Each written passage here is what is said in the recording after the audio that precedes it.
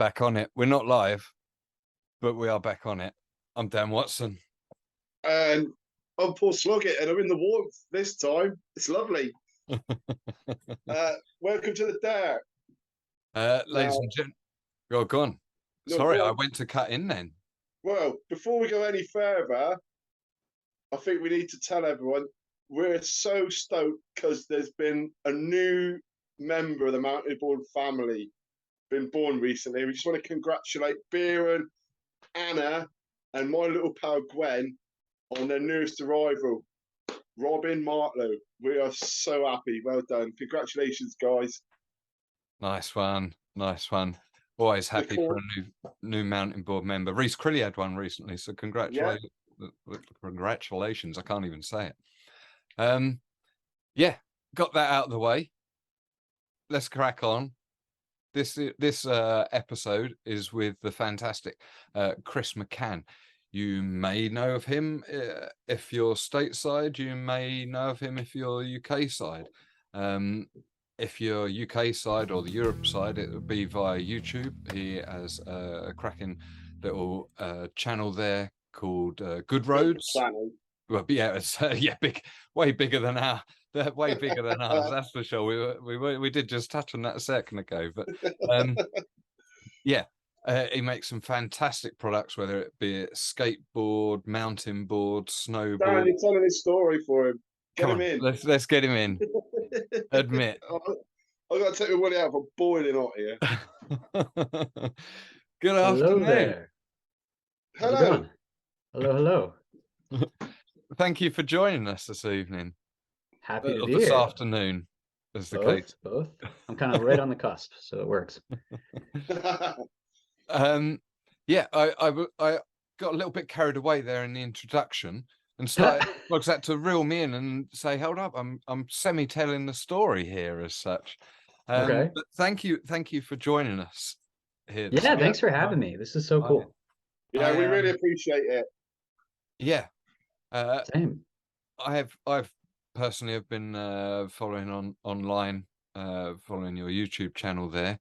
I think I found it maybe back lockdown times. Thinking about it way back then. And sure enough, a little mountain board sort of mad professor started to emerge for my viewing pleasure. And I have we have a few people in the UK that build mountain boards and stuff like that and change the tech up and such, of which we will get onto again in good time. But yeah, thank you for joining us. Thank you for doing this little crossover, if you will, between Good Roads and us. Oh, I'm happy to. This is great. Yeah. Now, as we don't know much about you, and some of the viewers of the Dirt may not know much about you. Your name has been whispered in other episodes with Jenna and also Devon Garland. I think we had a mention of you there. So you're certainly known within that crew over there. But tell us how did you come to find mountain boarding, or how did mountain boarding find you in the US, Chris? I was trying to remember what the publication could have been because I saw it in a magazine or a catalog, and I can't remember what it was, but it was basically I'd just gotten into snowboarding, just started. Like I had been doing that for about 2 years after mucking around in my backyard for a little while before that. And I was a kid and I had delusions of grandeur, and I thought if I wanted to be a good snowboarder, I had to cross train. So this mountain board thing seemed really cool. There was a like ski and snowboard shop in my hometown that had like the rack of the 26-16 and the I think it was the Salt 16. So I was in there after school, like jumping on them, pretending I could afford them and stuff. But eventually I got one. I went, I didn't do a whole lot of like organized team sports, but my brother did, and I convinced my parents to go halves because he got a lot of equipment for hockey and stuff like that. I'm like, if I can pay for half of this board, will you pay for the other half as like supporting me and trying out this sport? And they did. I was hooked. And I don't know what it is about mountain boarding that's just like different from all the other board sports in ways that are significant. They're all fun, but like I love it. I just love being out in the woods. I love the way the boards feel. I love the technology that goes into it. So that was I was in middle school when that happened. So That's what, probably 2001-ish. Chris, quite early days, really, in the grand Yeah. when we look back now in yeah. from 2023, that's for sure. Chris, Yeah, I ran what? into a couple of the old heads at the Colorado event last year, and I was just talking to people. And I'm like, oh man, I remember your names from the magazines, and they're like, oh, you've been riding that long? I'm like, yeah, I've been doing it for like 20 years. I'm not very good, so like, Yeah. I went to a couple comps, competed never did anything impressive. I mean, as far as riding goes, I'm just out there to have fun. But yeah, I've been doing it for a while. So, Chris, where's your hometown? I grew up in Yorktown Heights, New York, which is about 40 minutes north of New York City. Okay, so over on the east coast, and Yeah, yeah, are you still over that area there now? yeah. I'm in the Catskill Mountains, which are also in New York. I'm about yeah 2.5, 3 hours from where I grew up, um, north north and a little bit west, so across the Hudson and out into a mountain range, which is I think where I belong. Very nice, very Where nice. we all belong, where we all Yeah, want to. yeah. um, so I'm just trying to think of who else is originally from that sort of that region of the US. Am I right in thinking would AJ have originated from over that region? I don't know where he grew up. I'm trying to wrap my Jeremy brain. Leaf was in Vermont, That's and it. he was probably the most prominent Northeast rider. Uh-huh. Um, Caroline Kunkel, I think is her name, or Cyril, is from New York too. Yeah, So she was probably the closest rider to me, but um I didn't get I don't know if I wasn't able to, or I just didn't put the effort into getting super involved in the scene as a kid. I was yeah, pretty solitary in riding. Um, but those are the two that I think were like kind of known names that were the closest to where I was situated. yeah.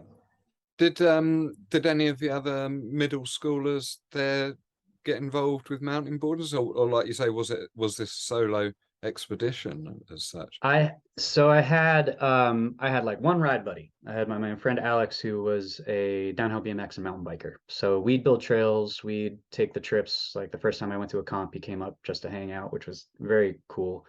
But I would get people to try it, and I don't think it stuck for other people the same way that it stuck for me. Which preferences, I guess. I'm not Yeah, I'm not really sure, but yeah, no, it was there were a couple times when I got people to give it a shot, and there were a couple kids yeah, who I wish could stuck with it because they were, day 1 and 2 and riding pretty impressive for someone who had just been starting. But no, it was mostly um hanging with my buddy Alex, and then my brother and my cousin Mikey, who were my snowboard buddies. That whole group was like our yeah, snowboard group. Um, but I don't know, mountain boarding was kind of my thing, I guess. yeah. Very nice. Well, I So, think modern. Go on. were you running a lot of free ride spots then, rather than like bike trails and stuff back then? Or Yeah, like you lay I your grew hand up on? in a my parents' house was in a location that was really cool. We're on this street that was up the top of a ridge, and where our property and our neighbor's property ended, it went onto town land, which was just forest. And before we moved in, there had been a bunch of kids who rode quads back there, so ATVs. So there were trails from that, but they weren't like rutted out because when I was, of that age, when I was back playing in the woods, there weren't kids riding quads. So Mhm. all of their trails that were on these hills, I would ride, and then build jumps and stuff. So um, yeah, I mean that's I when I was riding as a kid, I was mostly hitting kickers and trying to do tricks and stuff. I'm getting more into the free ride stuff now, but a bit of both. I had good terrain to do all of it in. Yeah, I must admit that was one of the things that I remember vividly from back in my first videos of watching yourself on YouTube. You did one that particularly struck my heart, and you had a flask of tea. Yeah. You brewed some tea whilst out on a free ride, and I just thought, do you know what? That's the most British thing that I've seen an American do.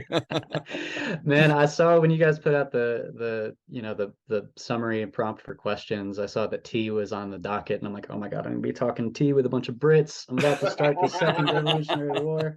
But I was thinking of you guys, and I made myself a pot. Well, that's and it. I got We're my all, favorite we're all British teed up breakfast tea. there already. Yeah. No, so that was something I had wanted to do for a while. That riding spot was, I'd moved last year in August from a little bit further south to a little bit further north of where I was at.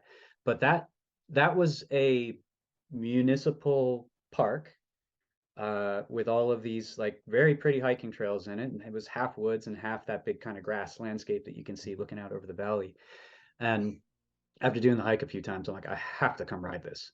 And I love tea, and it's fall, and you want to be warm and cozy, and I just thought it would be like just a perfect kind of way to, it's something that I wanted to do for myself, and then I thought making the video would be a cool way to show off a side of mountain boarding that doesn't get as much attention, as far as like, you don't have to be going off of huge kickers and doing crazy tricks to have fun. You can just be out in nature, To the enjoying the soundtrack beauty. of, And say again. soundtrack of heavy metal. Well, so That's the song on that is actually a friend of mine. That's my buddy. He plays under the name Dee Dee Walker, but yeah, it's 80s synth pop stuff, I guess. I'm not really sure how to call it, but yeah. But yeah, I mean, that if ever I'm free riding by myself, you can guarantee there's a flask of tea in there. And Oh, I'm not alone. Oh, hell, that's cool. no, of course you're not alone. A good regular buddy of mine, Ant Wilson, he constantly drives everywhere in a converted van as such, and has tea making facilities, and that's always the first thing that happens, prior to leaving, or the last thing prior to leaving on any ride. Oh, that's fantastic. And it's the first thing that happens on the way back. Yeah. Yeah. It's a serious hobby, nearly as serious as like your hobby of mountain boarding. Yeah. Drinking. So, you've been, soloing away as a youth there, and dipping in and out of, a few competitions as such, but flashing forward, coming forward from there, how did that sort of develop into, I'm assuming, into modern day Chris with the YouTube channel? Because obviously we've got to delve into a little bit of your education potentially, and a little bit about your jobs. I assume that they are somewhat entwined with your YouTube channel. Have I just ruined a 10-sec question here? No. I just saw a bit of paper come up like, oh, he's stolen one of my questions there. Yeah, I'm happy to speak to all that. It's kind of a long, meandering path, but let's go for it. I'm interested. Cool. So my dad's a carpenter general contractor. Now he's a site manager, and my mom is an art teacher. So I got my first set of tools when I was, I don't know, like 3. And I think my dad still has them, which is really cute. They're tiny little like blue hammer and stuff. But I was constantly encouraged to do creative things, was constantly like exposed to tools and woodworking, and just that was a part of growing up. I have this impulse where when I like something a lot and think it's cool, I have to make it. I got to fight that impulse a lot nowadays, but when I was younger, I would just, fly off the handle and do all these things. So like the first bass guitar I ever got, I ended up stripping down and painting and reshaping and all that. And I say that because the first proper skateboard setup that I got, after it had kind of worn out a bit, I took that and modified it too. I put extra sets of trucks on the ends. I made it into this weird monster creation Frankenstein thing. skateboard. Yeah, very much so. And there was this with this friend of mine, Derek Tove, who lived down the street from me, who was the kid I was thinking of, where I'm like, man, I wish he'd stuck with mountainboarding because he was really good. He could still friggin' kickflip the thing. It didn't have grip tape on it, and it had extra sets of trucks, so that was always just like kind of mind blowing. But I was modifying things kind of out of habit, very early on, and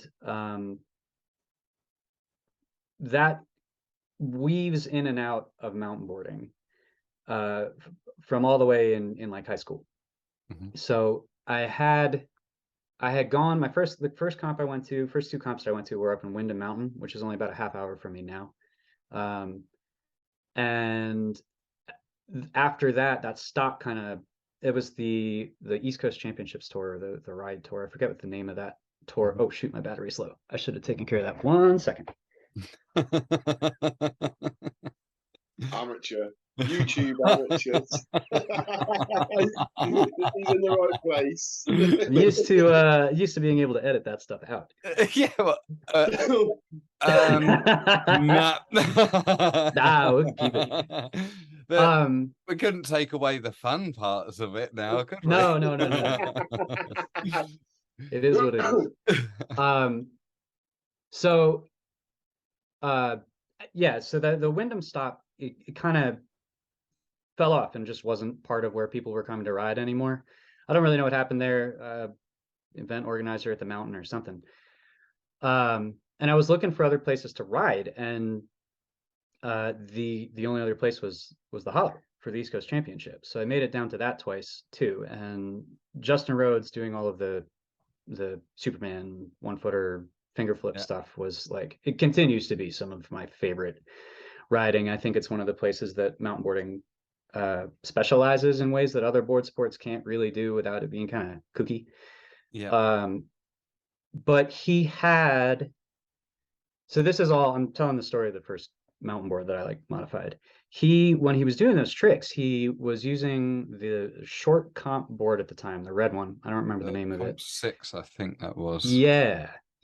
And he had, instead of flex bindings or post bindings, he had the old bent metal bar binding, so he could get his feet in and out. Hooks. Not sky hooks. It was just it was a piece of steel rod that did this, and it was covered in foam. Yeah, the ones in the original frame boards. Yeah.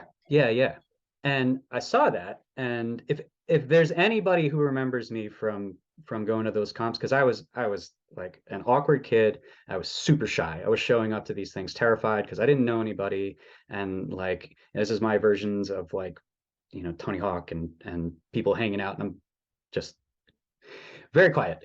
But I showed up to one of those events with a Terra board where I had taken the post bindings, the MBS post bindings with the 2 posts and the Velcro straps, and replaced one of the posts with threaded rod that went up and bent over the same way that the old frameboard bindings did, with the idea being that you have a handle to do these feet out tricks.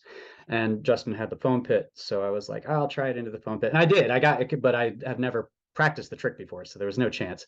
But I got my foot out, and I was hoping that other people would give it a shot, but no one really took me up on it. But I remember someone pointing it out to the guys at Ground Industries and being like, check this out, this kid modified his board. So that was my first like mountain board experiment, mountain board build. And was that on your board? What was that, your first board at the time? Was it that was my third deck. So my first board was the Sol 16. Is that right? No, it was the blue one of that line. Was it I was going to say Grom? It wasn't it was the bigger one, bigger than the Grasshopper. The Wrangler, was it? Nah, it was an MBS board. Yeah. It was blue, it was wooden, it had the hex graphic that was on that whole line of boards. But it didn't have, it was just wood. Yeah. So I broke that. And then I got the Sol 16, which was one step up. It had a laminated bottom. And that one, I think it's still kicking around. I gave that deck, I painted that deck, modified it. But I gave it to my cousin when I got a better board, and I think he still has it, which I got to hit him up and ask because that would be cool.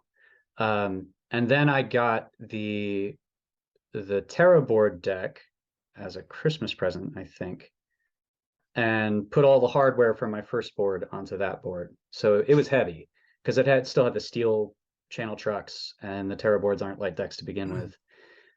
So that was kind of my alt sort of free ride experimental board at the time. So yeah, it was like, I had a 2-board quiver at the time. I was putting that funky set of trucks on it, and that was the second board. Nice.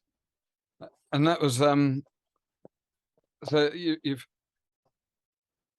taken your third board and modified this now at the champs there.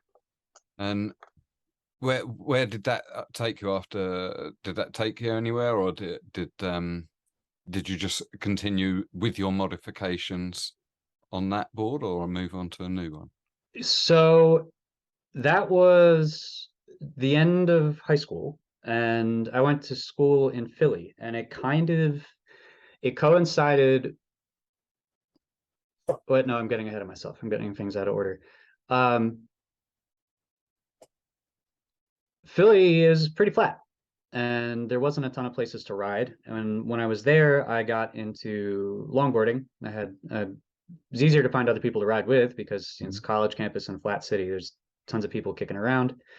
I would mountain board. I'd get out to FDR skate park every now and then and do a couple laps there. But most of the time I was longboarding at that point, and I went to school for graphic design, which you were asking about, like educational background. That's a big part of it.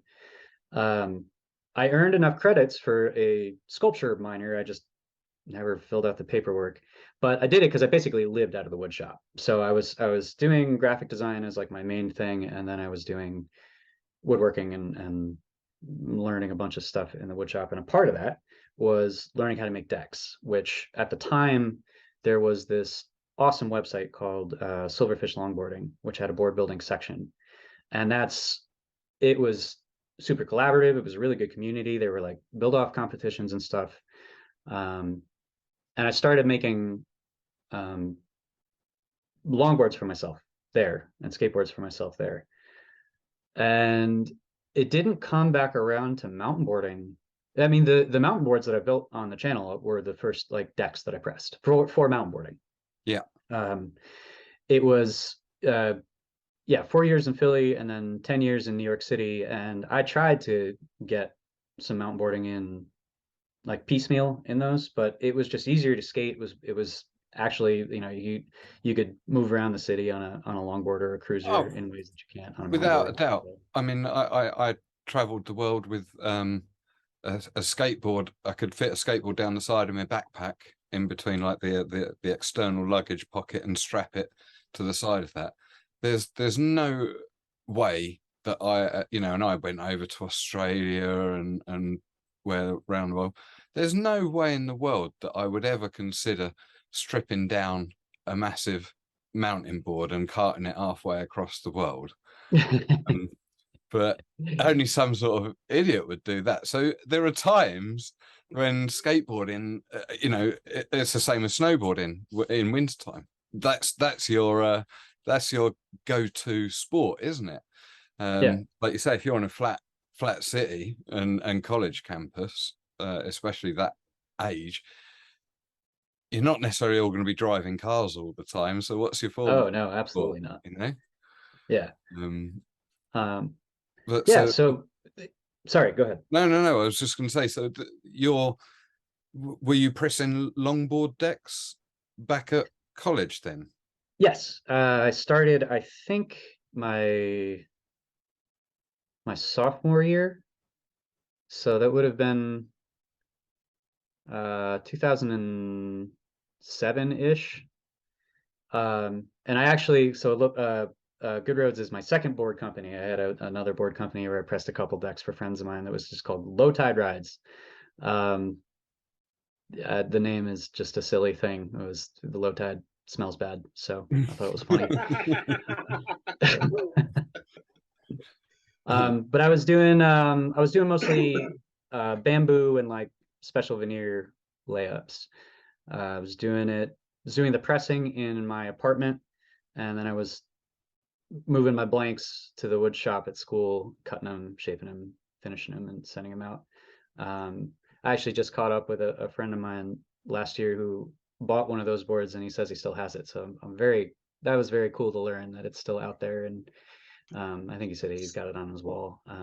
But so we're talking like when you were pressing these decks, there was no 3D printing or anything to actually make the forms. These are all wood forms. Yeah. That you're pressing with. Yep.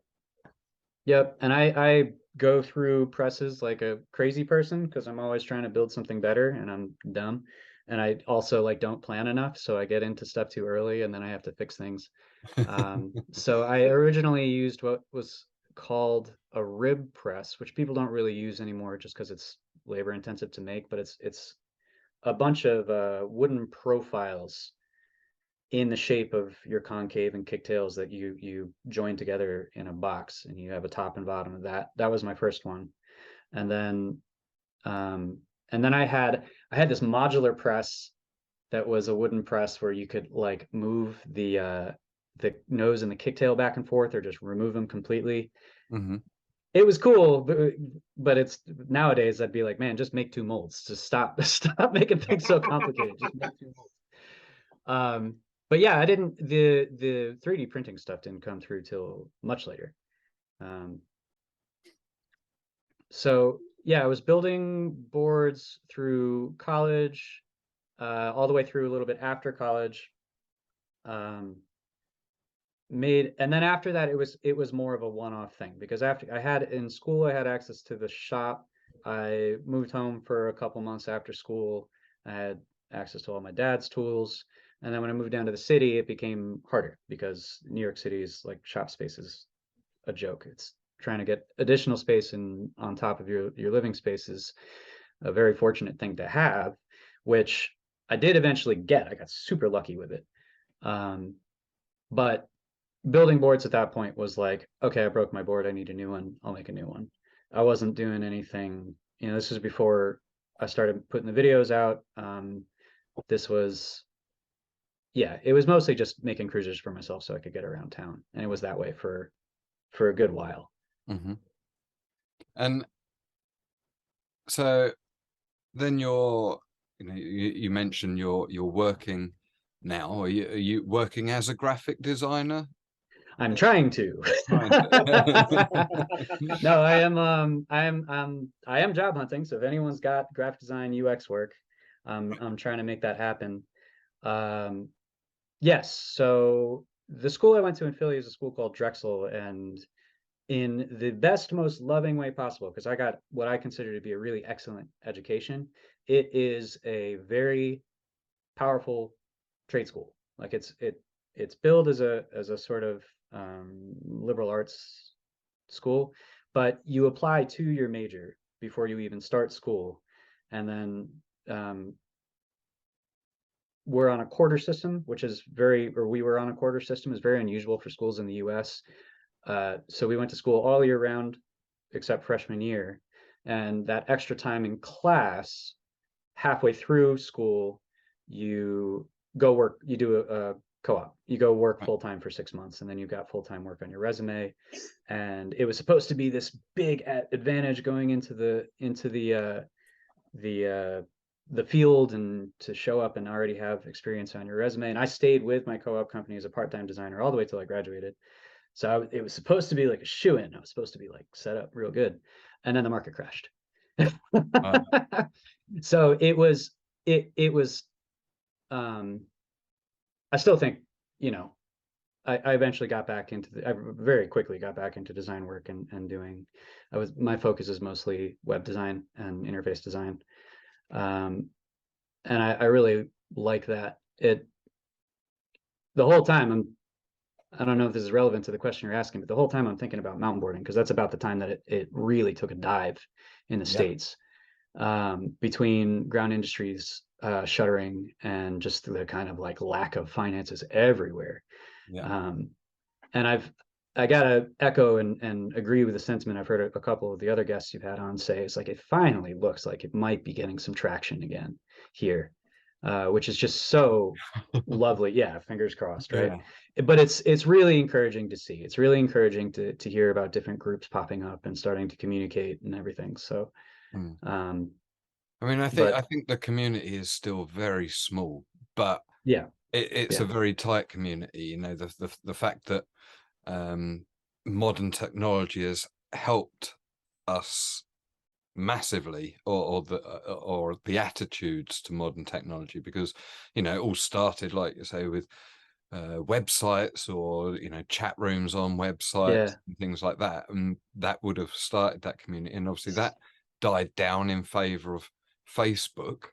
But yeah, Facebook was never really, and still doesn't seem to be, a place to easily share little clips of your progress, or yeah. you know, and not everybody's into making you know, content, you know, or long form content for YouTube. It, um and I don't blame them. It takes a lot of effort. Like yeah. it's you guys know it's a lot of work. So yeah, I think with modern Instagram and to a degree TikTok and Facebook, but they all help us publicize it to each other. And the Yeah, more stoke that we have within each other, the more we put out there, and the more we emit, hopefully keeps bringing, has certainly started to bring some old faces back. yeah. Yeah, we need to appeal to a very particular area and demographic right now, and that's the youth. And Yeah. I got how do a bunch of middle-aged men appeal to the youth these days? It's I want to get like kids involved. I have a all I have for this video idea is like the idea for the intro. I don't know if it'll be like a how to mountain board type video or something, but you know, oh man, what's the actual title of the song? It's P-Funk. We need the funk. Gotta yeah. have that. I all the time I look at mountain boarding, I'm like, we need the grums. Gotta have. We need to get some kids into this, right? Yeah. Oh, I think you might have just got your episode title then. um, because it is when I was like, even as a amateur quasi outsider showing up to these events, like I was talking to AJ about this last time I was in Colorado. He came through. He's I think 2 years younger than me, and he came through to the East Coast Championships and was just riding circles around me and everybody else my age. But we were kids, and we don't have there isn't the same like the age demographic of the sport is skewing older, Mm. and We, the sport's not there's, going to grow if we don't get some young kids into it. So we got to figure that out. there's a whole generational gap.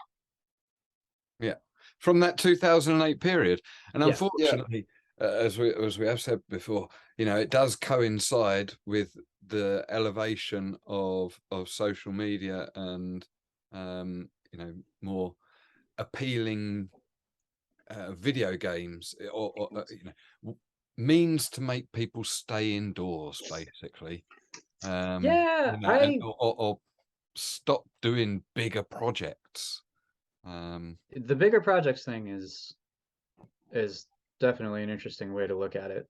But I do wonder if, and this is like I'm not wholesale disagreeing with you, but I'd love to see what kind of adoption rates like skateboarding has, and if I know there are still young kids getting into it, but I wonder if like the rate at which people are getting into it is more or less than mountain boarding over the same trajectory, because Yeah.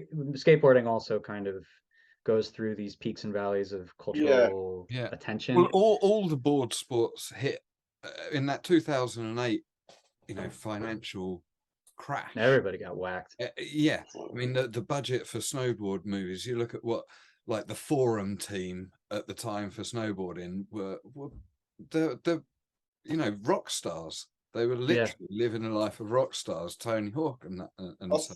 I think skateboarding's scraped through due to the Tony Hawk's video games. That crossover. Potentially. I think that was huge for I mean, skateboarding. skateboarding does have accessibility as well, doesn't it? The fact that, you know, most people, surely there has to be a larger amount of people living in an urban environment than there are in a rural environment. You know, so by that nature alone, skateboarding is more accessible in the same way that snowboarding isn't accessible to people who live in Hawaii, you know. Yeah, yeah, and in both cases, there's also a cost barrier. Like a skateboard is relatively cheap, even a good one. Well, there's a whole push in small skateboard manufacturers to justify a deck not being disposable and therefore costing more, which I support. Yeah. I think like a good handmade deck is there's this idea, or it seems to be this idea in skate culture, that like if you ride hard, a deck should only last 2 weeks. And like that's mind blowing. Also, it's nonsense. It just means that the decks could be built better. So while I think skateboards could justifiably cost more, they universally cost less than mountain boards, Yeah. unless you're getting into like some of the really advanced like downhill longboarding setups where you've got, you know, precision trucks. Yeah, or there's an entry level whatever. price of a skateboard to get little Barry the Grom involved. Yeah, but yeah, an entry level price. We start. I feel like we start perhaps a tier up from that, and that's a weird problem to solve, just because the forces involved in the geometry of our boards mean they need to be stronger. We've got longer lever arms, we have wider trucks and wider decks, and that means that like more force can be applied. So I don't know. It's a tough puzzle to solve. Yeah, I mean, we used to sell loads of these quite cheap. Essentially, they were Sol 16 or Locust style copies from the center that we used to run. And the company that we worked for had you know, just started having an online business as well, selling the products. But they were, you know, essentially rip-offs. But they were only like, what were we selling them at? And a helmet and elbows, knees, and wrist guards. I think it was 90 pound, Yeah, which I don't know what that is in dollars, but we're talking like 2005, 2006, so it's about 90 pound for a board, full pads and a helmet. Yeah, you could like, and it was a price where kids would walk out that day after trying it. They're convinced their parents on the spot to buy it because it was such a bargain. yeah. And I have to say, if you went down any of the skate shops, even then, you know, I was buying bits and bobs, or we were buying bits and pieces. If we went in Brixton Cycles next to Stockwell Park there, you'd easily be spending more than £100 on a new setup, you know, in a skate shop. Yeah, yeah. But like you say, you could go down the equivalent to Walmart or whatever and buy a £20 skateboard as well. So, right. And those cheap Walmart or whatever, pick your generic store of choice, they've only gotten better for a starter, like for a point of entry. They were, when we were younger, they were hot garbage. Now they're like, I don't know, like lukewarm garbage. Maybe they're like they're not awful. But I remember when the era you were talking about, because I feel like some of the beginner boards, kid focus boards when I was coming up were maybe like $100-$120 USD, which it's not comparable to a Walmart street deck skateboard, but I remember it being the same price as the only longboard I had seen at the time. So if you've already established your interest in board sports, if you've bought your first skateboard and are like, this is fun, or if you've got the hookup to do snowboarding, it was more in the ballpark. Yeah. Well, But that's it's a tough nut to crack. yeah. Yeah. I think that whole, like you say, that entry level boards for youth and adults, because you've got to have both as well, Yeah. because of Yeah. the size difference in the boards and the technology. You know, it's a tough one, because to make them cheap enough to be that good, they are literally going to be throwaway boards, and not only that, but the person generally will outgrow that board very, very quickly. We hope, right? So Because that means they're sticking with the sport, which would be a yeah. good thing. The other thing that makes it a little prohibitive is you have to get it manufactured in mass. Like the more numbers you manufacture something in, the cheaper it is. But as we talked about before, the scene's small. So to invest in producing hardware like that is risky, inherently risky, because it assumes that the sport's going to grow to meet that level of production. And that was what was great about pre-2008. Yeah, it was You know, exploding. because there was that entrepreneurship going on. Yeah. You know, there were a lot of wealthy people wanting to potentially get more wealthy, and had that, you know, cash in their, not cash in their pocket, but that budget to be able to invest. Yeah. But trying to invest in an imaginary market, or a potential market in the current world, seems incredibly high risk. But it's prohibitive. Yeah. It is exactly that, to our detriment in some way. Yeah. But maybe the answer is producing more boards or decks at home.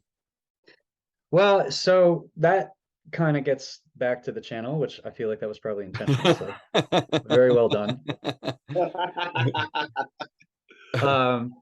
So this is like a perfect segue back into the story of how I got where I am, if you don't mind me taking it that way. No, go for it. Go for it. So the forum that I learned all the board building stuff on closed down the same way that a lot of forums at the time did. It was no longer like the communication du jour, and I don't know the story of why Silverfish shut down. I think there's drama there, but I don't care. It's not me. Not your drama.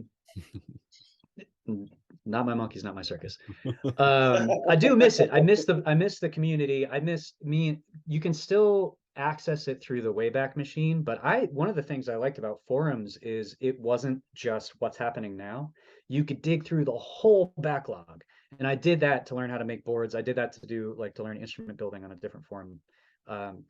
So I missed that a lot. But when I came around, so a couple years later, after being in New York, I was in an apartment with my ex, and there was an empty room in the basement. We were on the first floor, and I just kind of put some tools in it. And we had an absentee landlord, and they never noticed or didn't care.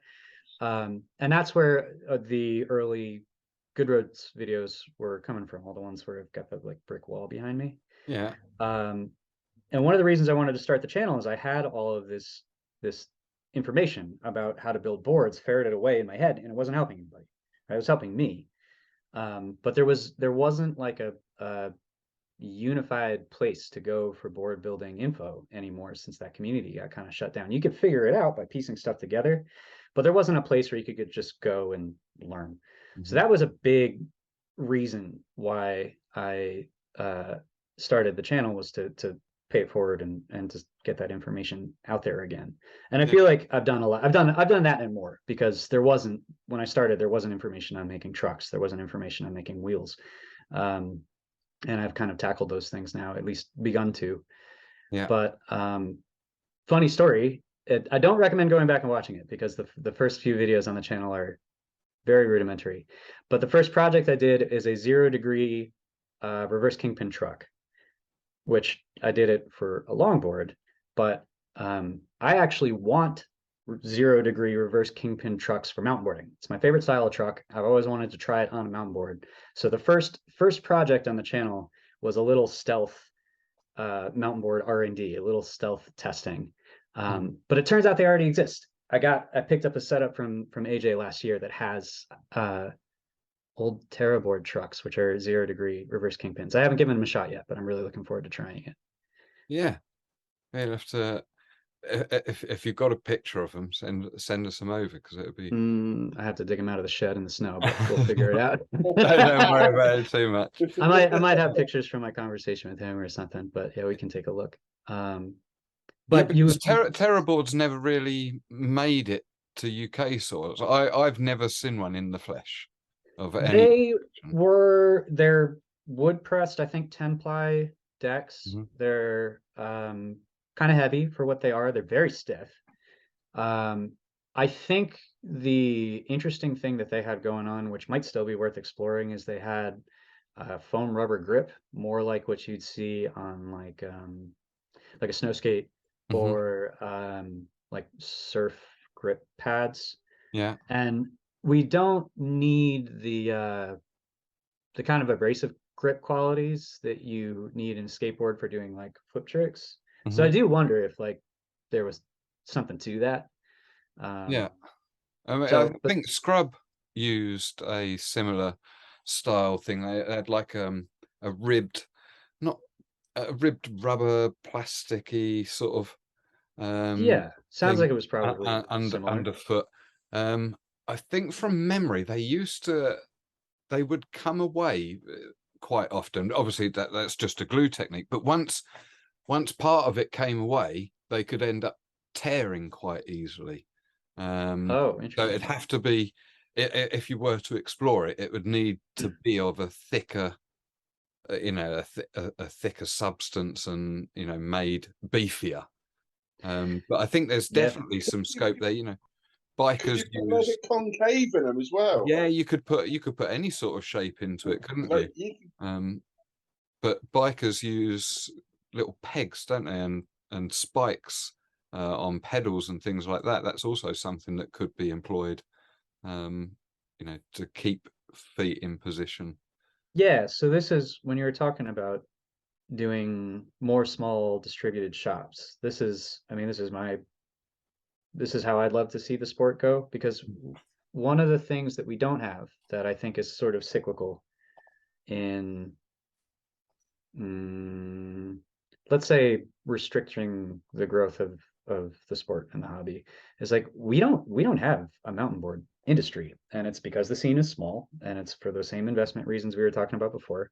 But like snowboarding, they all grow to a place. Snowboarding and skateboarding, the companies all grow to a place where they make everything. But if you dial down, there are wheel companies, and when they start, that's all they make. There are binding companies, that's all they make.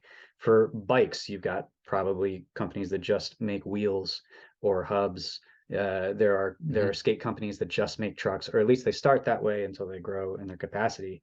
And what it means is you can endlessly modify your boards and your quiver, and it's something that I see in these other sports that I like. Dude, I wish we had the option to do it in mountain boarding, but there's very little as far as equipment. So like people making more decks is definitely the easiest place to get started.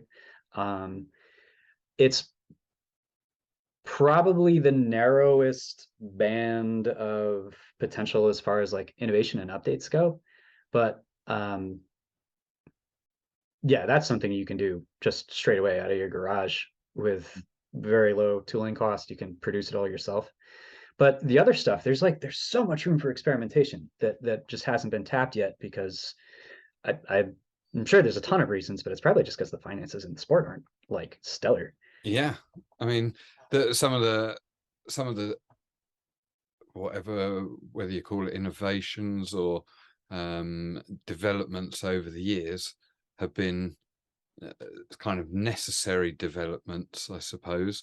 I'm thinking of Leon Dove's RX mod, the Matrix 2 trucks. The metal, like, yeah, not top hat thing, but yeah, I know the thing you're talking about. There's been a number of different techniques for tackling the tramper lack of or lack of bearing, or the way that the top hat bushings in those wear out, particularly in the electric scene and stuff. So those are kind of necessary mods that people are doing. But like you say, to take that plunge into actually producing something, I mean, I think personally I'd love to see bindings get more development. I think it's an Me area too. that, although F5s are great, I think they're a really nice product, but there's, given how much development there has been in snowboarding, and I'm not saying that we have to go down the snowboarding binding style route or anything like that, but yeah, there's a lot to be explored there. But like you say, it's way easier to potentially get a vacuum pack set up to produce a deck than it is to produce a binding setup, at least not without help potentially from existing companies. But then you're, you know, get a I product don't. to market as such has got to be quite a big thing.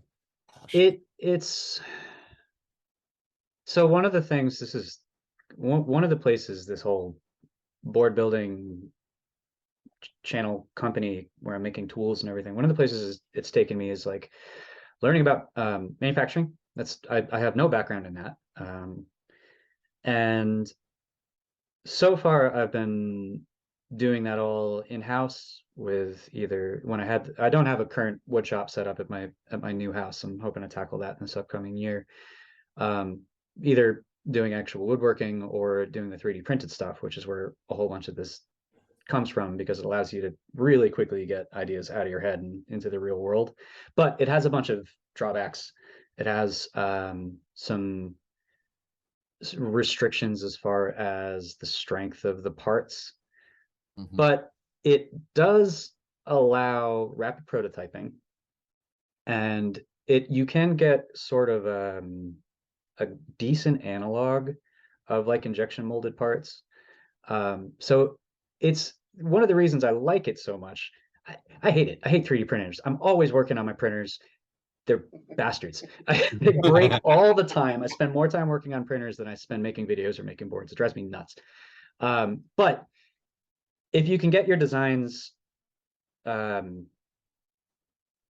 out and polished, it takes a lot of the fear out of making that leap into reaching out to manufacturers and getting the tooling cost in place so that you can do larger production stuff. Yeah. And I'm hoping, I've been talking to a couple people. There's a homie in particular, Hyena Skates, I think he goes under on Instagram. He's getting he makes, or he has skate rails molded out of recycled HDPE. So they look awesome because of this cool marbled texture because it's recycled. And he's also he's been using my wheel geometry that I put out open source to try injection molding skate wheels out of TPU, but he's got an in on a recycled TPU that works really well. I'm stoked on what he's doing. But he's working with manufacturers and doing it on a relatively small scale.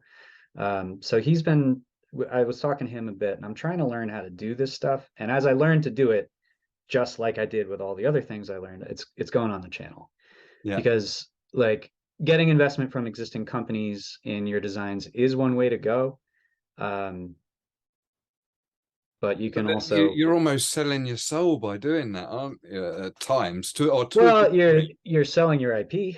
Yeah. You're selling the product itself, which, if you get paid for it, like, cool, dude, get it. But I don't want to do that. I want to maintain control over, and also like, I don't know if people would be interested, man. Like, Jay Lee's seen my stuff and he kind of had nothing to say about it. I don't know if that's a good thing or a bad thing, or if he's just being respectful, but like, he kind of he looked at my setup and was like, and then kind of walked away, and I was like, all right, well, yeah, he's a great dude, but I think he was maintaining professional distance or something. I have no idea what was going on in his head, and I was too scared to ask. So I think there's always going to be, when when you're faced up, it doesn't matter who it is within the industry who has brought a product to a market. There's always going to be that sort of standoffishness at whatever level, or caution should it be, at whatever level, of just sort of, oh, okay, that's something new. That, you know, maybe the human psyche, the human brain has a tendency to run away and put numerous scenarios into a head in the fraction of a second of that being faced with, you know, a new technology or an existing technology. Could that be the next thing? Could that be something that is never going to work, or could that be something that could take my revenue? Could that be, you know? Yeah, so, that part of it, like I get, in Good Roads is way less successful because of the way that my brain works about that stuff. I suck at the business side of things. Really good at designing stuff, really good at product. I'm terrible at anything that tries to make me money. I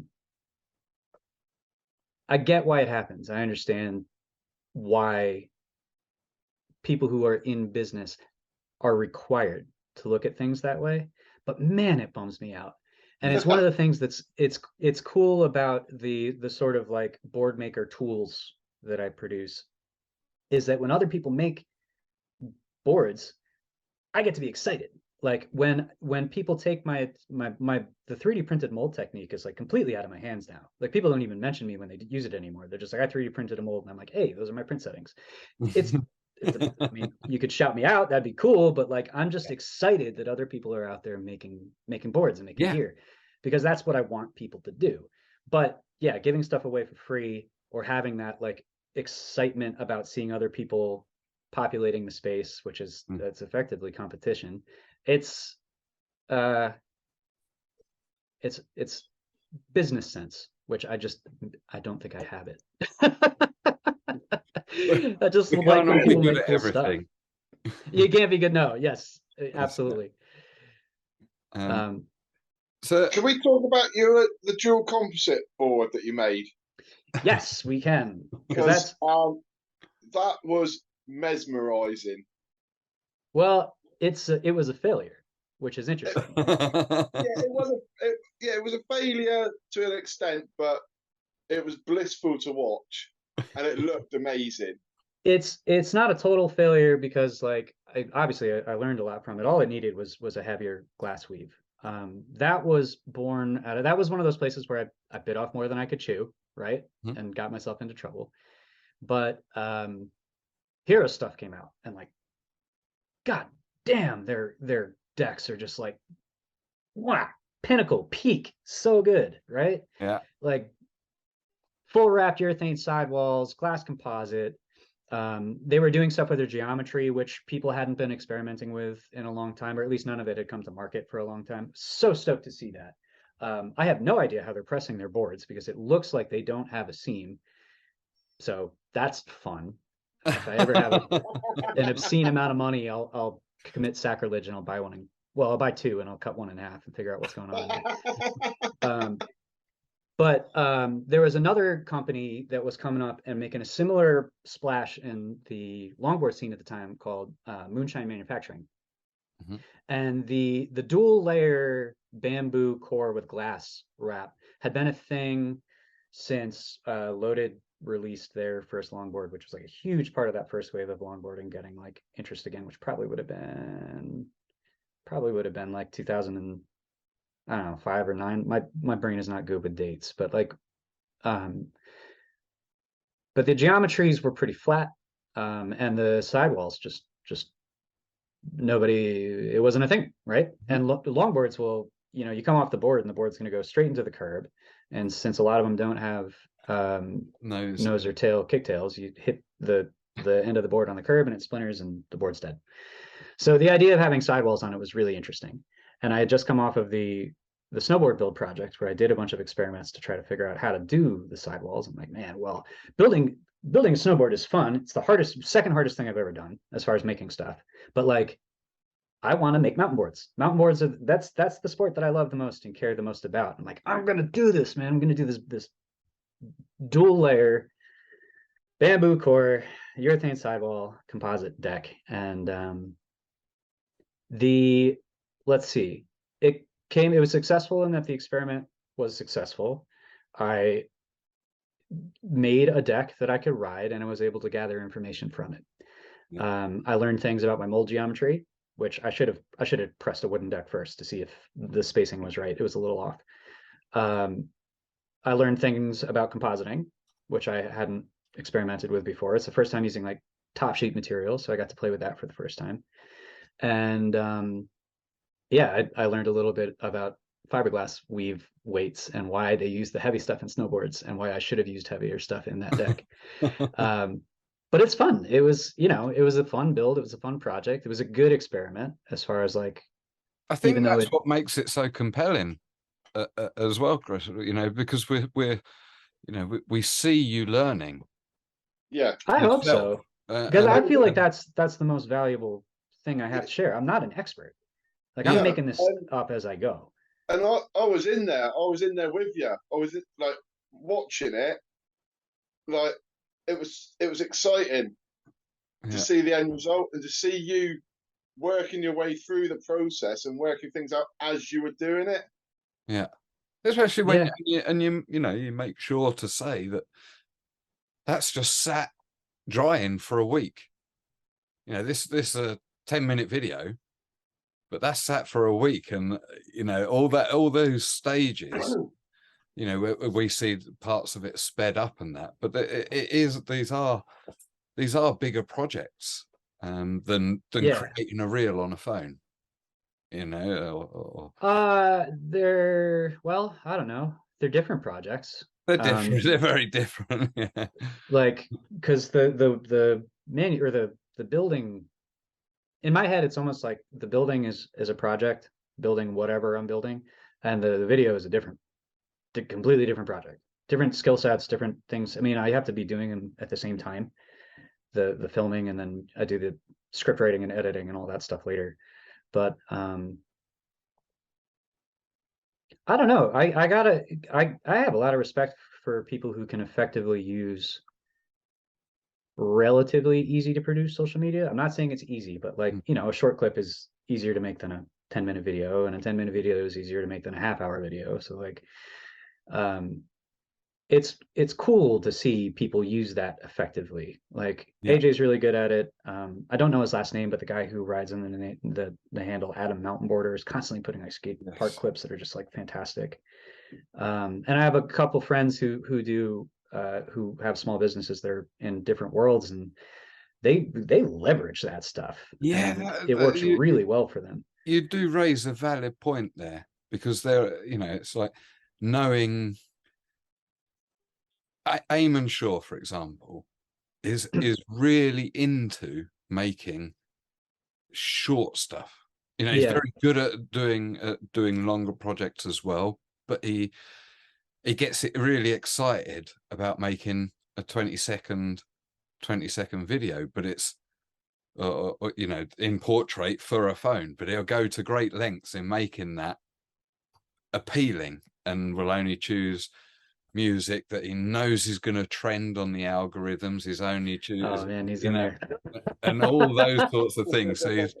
So yeah, I mean, there's a healthy level of respect there for those. But again, I think that's a small percentage of people compared to people who are maybe taking a snap of their dinner, or the cat scratching its bum or something. I don't know. And posting that on social media, each of which have their places, by the way. Yep. Just make sure they're not the same thing. No cat scratching bums over dinner. That would be bad. Do you think you'd ever go back to the dual composite to make a stiffer version of it?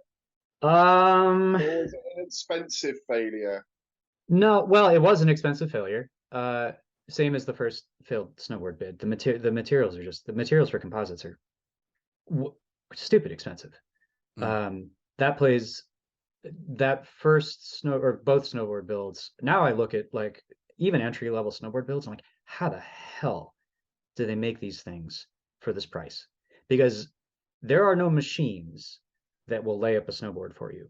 There is, as far as I know, every snowboard out there, probably every set of skis too, has hand work involved.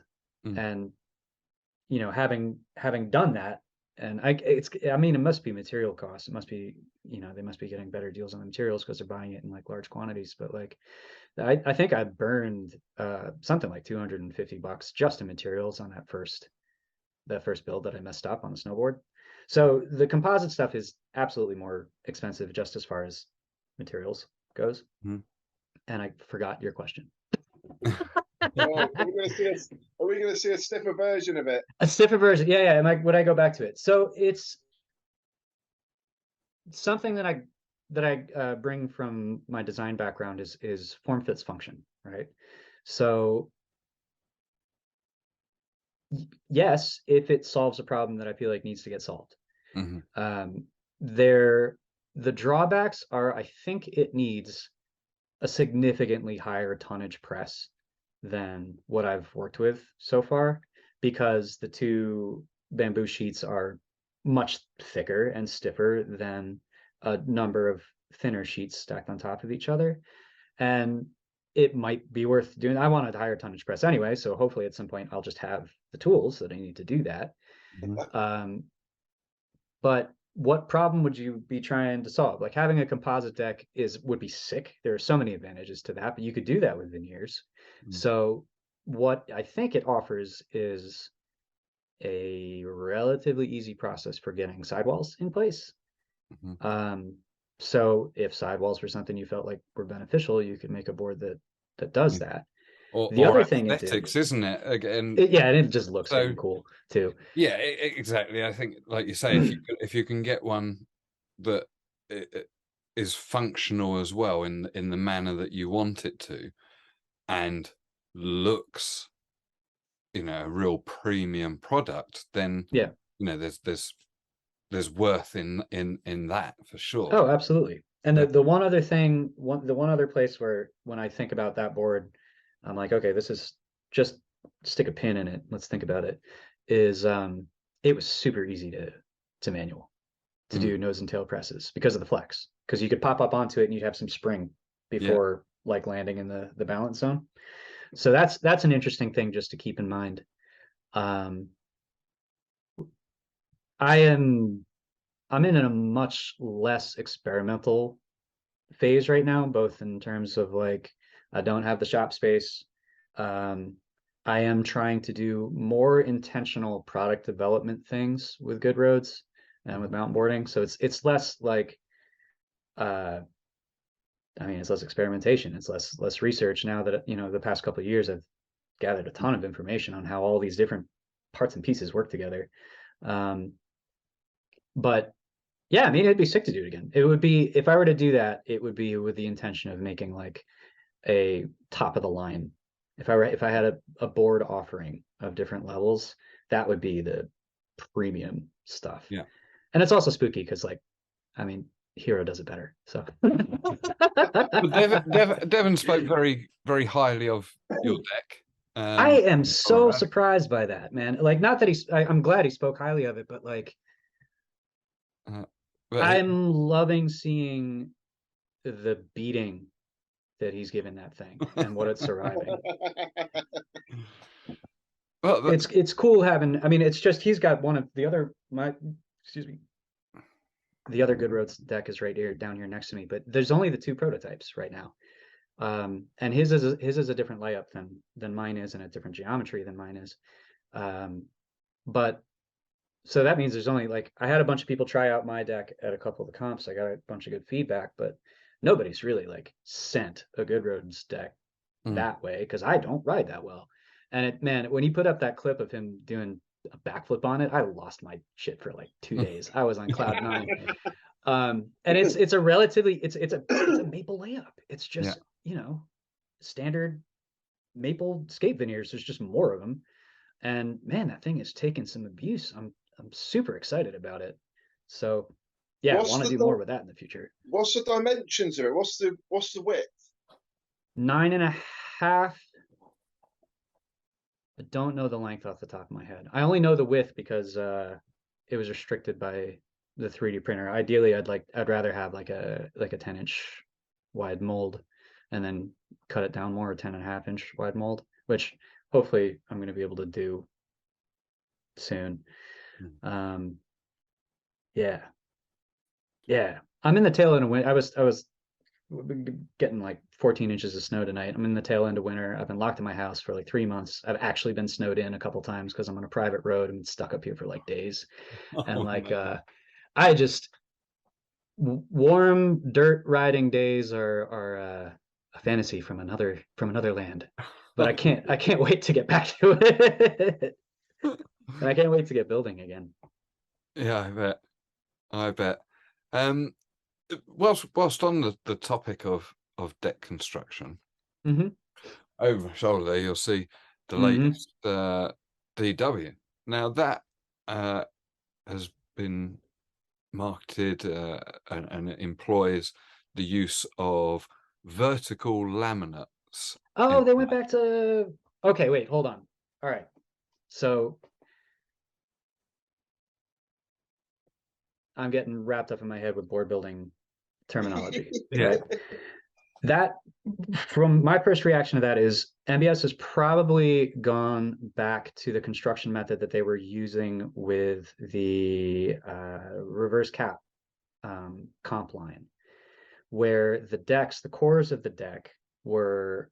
I'm going to grab my board because it'll be easier. Yeah. So they're laid up. Instead of having the wood run long ways, which so HLAM, horizontal lamination, is your typical skateboard layup where it's layers. VLAM traditionally, as VLAM skateboard is just strips of wood next to each other, right? And you can make some really beautiful artistic skateboards that way. They're not super functional because they're flat and they're hard and they tend to break because there's no cross grain support. VLAM is how snowboard cores are made, most snowboard cores. But MBS's deck geometry has a rather steep angle at the nose and tail. It's not the steepest out there, but like, so if they're doing a VLAM core in the way that snowboards are doing VLAM core, that is a very significant bend to put in. But for a while, the way they were building their composites were, instead of strips running this way, the strips were running this way. And the nose and tail were cut at an angle and segmented so they could build up that curve. So it's just a guess. I haven't, had an opportunity to take one apart. But if they're saying they're doing VLAM cores again, I would imagine they've gone back to that. And since it's a fully composite deck, it's got plenty of strength. And I think that one's got full sidewalls too. So again, I'm like, how are you guys doing this? It has got full sidewalls. And I think Joel's may have cut one open in one of his R&D really? episodes. I'll have to check that out. Definitely gone to work with some of the new Rockstar rims and pulled them apart and smashed them up with hammers and all sorts. Those things are cool, man. It's such like a MBS is. I was out in Colorado the first year I went out to Colorado, and my brother lives out there, so I was catching up with my brother. But I also met up with a homie I'd met online who was a pro longboarder, and he was teaching me about truck geometry, which he was showing me like precision trucks. He was teaching me about rake angle and all these like super precise things that the downhill riders really care about, that are kind of opaque if you're just slapping them on a board and riding them around. But I came to his house and I had told him, like, I've never even seen a set of precision trucks before, which are these. You guys know what precision longboard trucks are? Or how do you mean precision made? As in precision? They're machined instead of cast. Okay, CNC. And they're and they tend to. A lot of them will treat their moving surfaces differently. Like, instead of the kingpin being loose, they'll be like a 3D bearing. Right. I don't know the name of that style of bearing. Sometimes the pivot cup has got like a different material. They're just like really, really high end, really delicately machined, intentionally machined pieces of equipment, instead of the sort of looser style truck, which you get with off the shelf stuff. Both good, different feels, different reasons for riding them. But I showed up and he'd never seen a mountain board before. So I pulled out my setup and I have the metal Matrix 2s on him. And he's like, what are you talking about? You've never held a precision truck before. Look at those. Those are precision. And he's right. And a lot of the stuff that MBS is making is like, it is so high up the fidelity ladder. Like those rims are just super, super precise. The new trucks, same thing, super, super precise. It's really cool seeing them make such, high standard hardware. Yeah. Well, I think they, as you said earlier with Hero pushing the boundaries and such on that, there's always that desire to step up, isn't there, and make that next thing. And you can't stay you can't stay static in any business. No, and I mean, you're the only person in that business. I think that, I mean, this is one of many takes I have on like why the sport sort of slowed down around the crash, but losing ground industries sucked in general. But at least in the States, we had a healthy competition.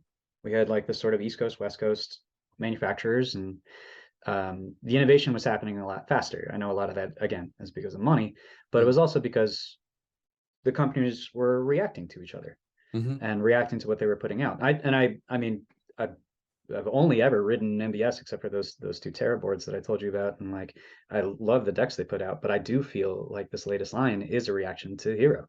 We're back to having full composite decks with full wrap sidewalls, which we didn't have for a while.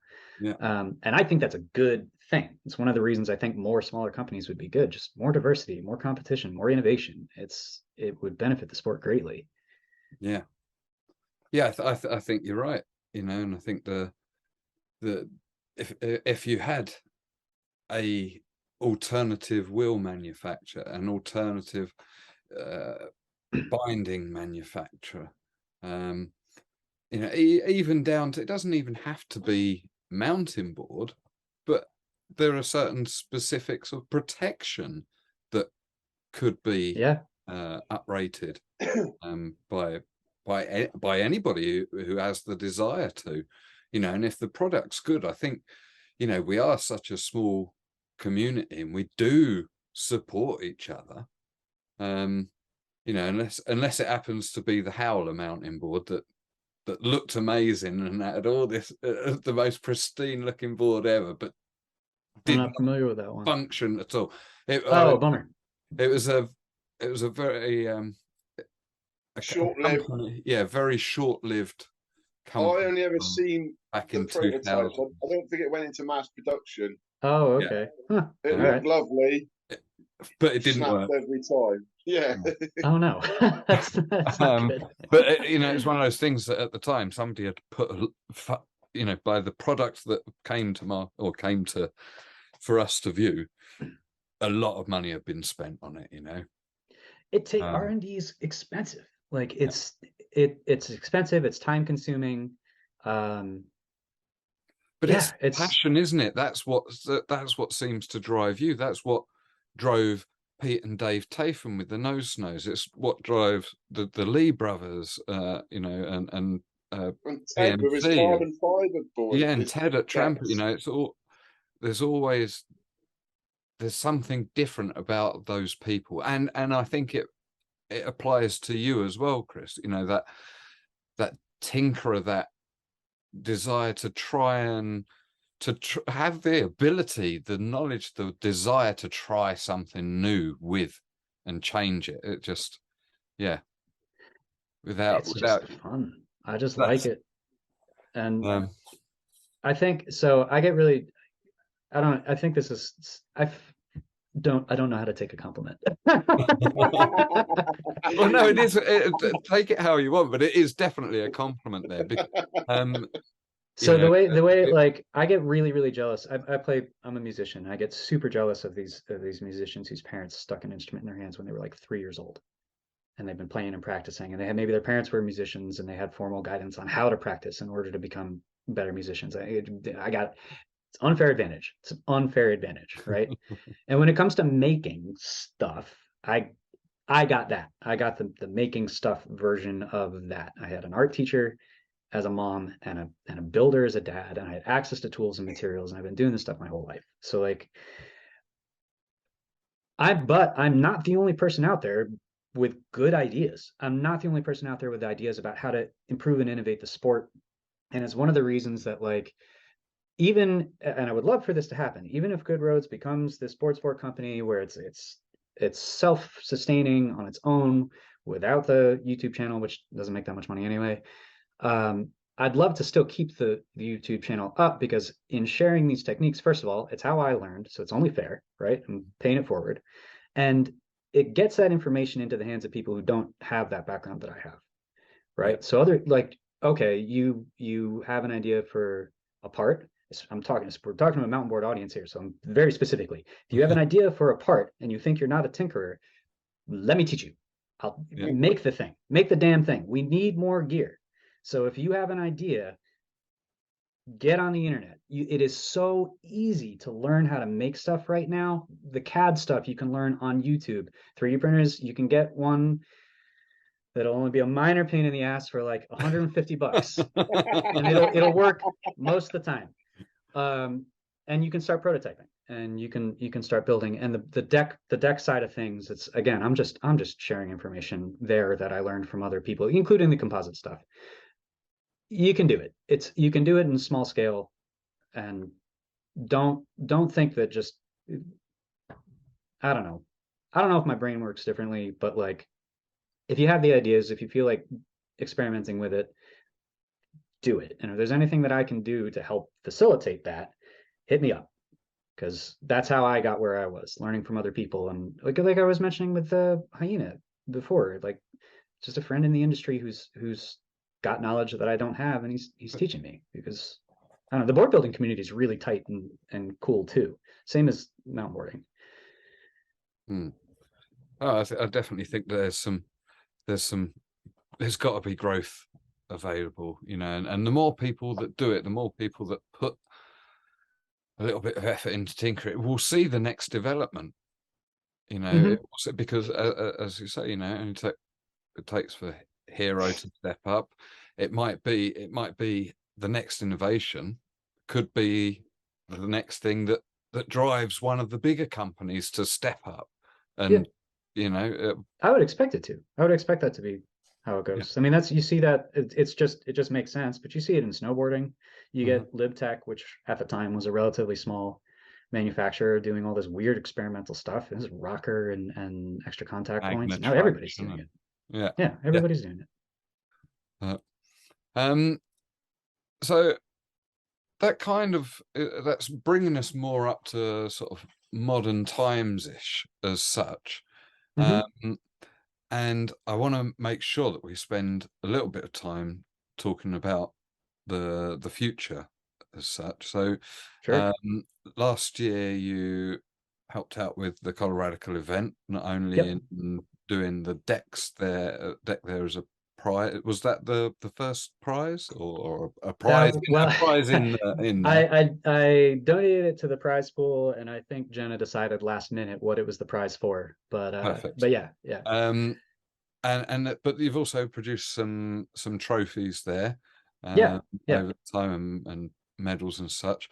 And I'm only saying this because Slogs has reminded me earlier on, make sure you bring up the trophies and medals, because I have myself been dabbling in a bit of trophy and medal making. Cool. Another way to sort of pay it forward, as you say, you know, for all these hours of pleasure that mountain boarding has given me.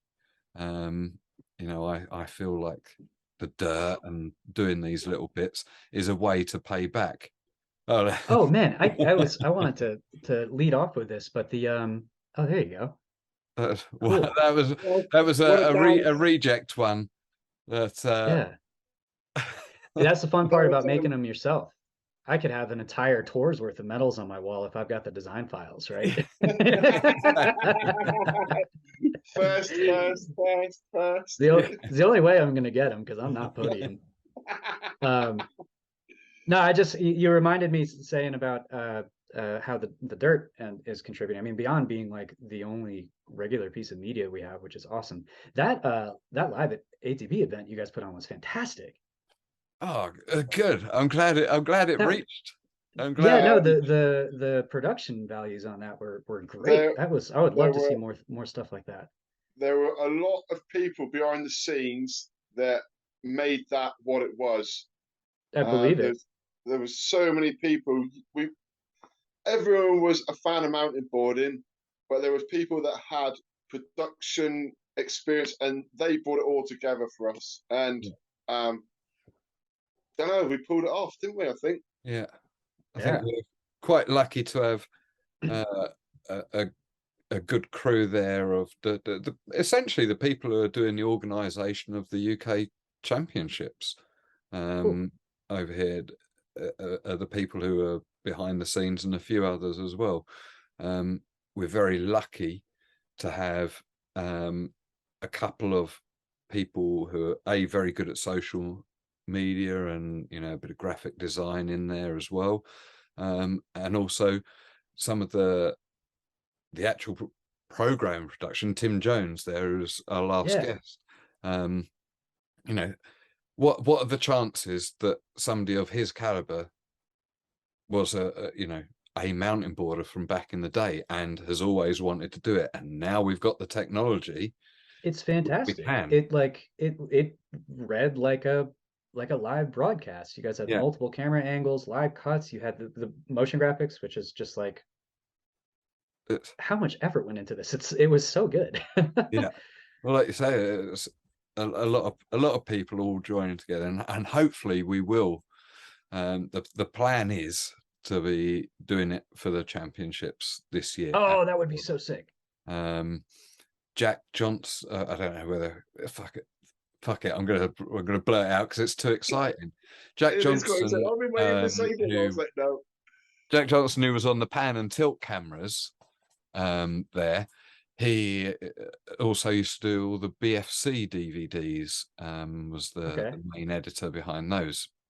If you haven't seen those, Chris, they're fantastic. No, this is the They, first time hearing they're them. on What are YouTube they? They're just somewhere, but We'll and send you they're a the link after DVDs. here. Anyhow, we'll send you a link after. yeah, yeah, yeah, yeah. But he now is essentially one of David Attenborough's drone operators Oh, for cool. Blue Planet and Yeah, all no, those sorts of big projects.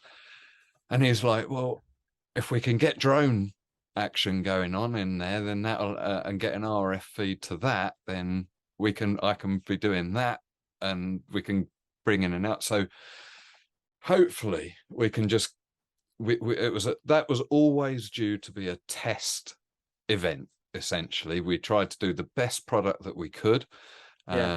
and it was a massive learner, as you know, with all your projects. But we know now what we need to do to make the next one look even more Oh man, that's so professional, even exciting. more. So That's so um, exciting. yeah, and hopefully that'll that might spur on somebody in the States to do it as well, or in ours, or I might pick your brain about it at some point. I don't, but the doing it live thing is, it's just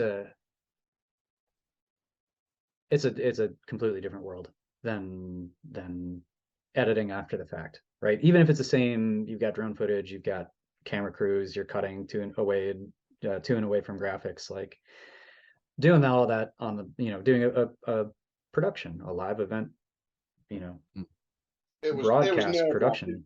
Doing it on the bounce was nerve wracking I bet, beyond anything. It was just unreal. but I don't know. We'll see if I get some fun stuff going on at the house. It's not going to be this year, but it would be sick to be able to do quick broadcasts like that, just like live stuff. So I'm not saying I'm taking the reins, but I would, if I get there at some point, I would love to pick your brains about it. do it definitely. Well, it all started. Just go to the next. There's a US Open in the US this I year. know. Oh my God. That was such a joyous moment when when that crew reached out, I'm the name is slipping my mind right now, but so Cedar Ledge was that was the other park that was sort of near where I lived growing up. I'm actually closer to it now, which is sick. And I never got a chance to go. It was the weekends never worked out, or I couldn't, borrow a car or whatever. And I thought it got demolished. I thought like the reason you don't hear about Cedar Ledge anymore is because they bulldozed it. Yeah. And it's still there, and the crew is still there, and the same people are involved. And I am out of my mind because it's only like 2.5 hours or 3 hours away from me. Whereas like Colorado, I got to get into anywhere else I want to go ride with other mountain boarders. I got to get into a plane and go more than halfway across the country. And I'm so excited about that. That's happening. I'm heading down to that event. I'm thrilled about it. And yeah, it's really, really, really exciting to hear that that park still exists and that that crew is still around and still riding, and that there's going to be an event there again, and that there's people who aren't that far away from me that I could potentially ride with. So I'm giddy about that. Yeah, we look forward to the footage for that. Yeah, same. Preferably live if you can. Not it. Not it. So are you being hit up this year again for any more trophy duties for Colorado? Yeah, I'm going to be doing some of that for some events that are going on, and I know the people that I'm talking to are also talking to you, and I don't know if we discuss that here or we wait. Well, I mean, okay, so yeah. Well, the only thing, so Jenna is released some dates for the tour. Oh, that's right. Okay, so then yeah, I forgot that had happened. Yeah, no. So we've got this kind of underground tour thing, and I am going to be I'm just doing 3D printed metals for it, but we've got a cool theme that we're sort of beginning to design around, which should be fun. And I can't commit to it yet because I don't have the equipment anymore in my new spot, but I would love nothing more than to at least have a deck to put in the prize pools for all of those. But it's a long ways away at this point of getting. I need to build a new press. I need to get or have access to a bandsaw. I got to buy the material. I think I've got material for like 3 decks right now, but yeah, no, that would be this is how I can support the scene and the community at this point. I'm not quite ready to have stuff for sale for decks or for anything else, but I can do these one-offs, and I can do the the podium medals and stuff just so that people, when they win, can have something to hold up, and we look that much more legitimate in photos, and people have stuff to take home and say like, hey, I won this thing. So yeah, that's interesting you say that. That's your way to contribute, and we're talking about innovation, how other people can get involved, and we've talked about how the team behind that live event was fortuitous that we seem to have people who are very effective in those roles despite it not being their day job, and so but that's another way that other people can contribute to the scene. If you're in that Cedar Lodge area or whatever, get involved with the dig team there, or dig some of your own local trails if you have permission to, or whatever. In the UK we have bugs boarding. There are people out there that are digger drivers. There are people out there that are woodwork, carpenters, and there are people out there that are probably civil engineers who have access to big lumps of high pressure pipes that can be turned into rails, or that are left over from jobs. There are carpenters who probably go on site and put up boarding on the side of projects and then rip it down, and it all goes in the back of things.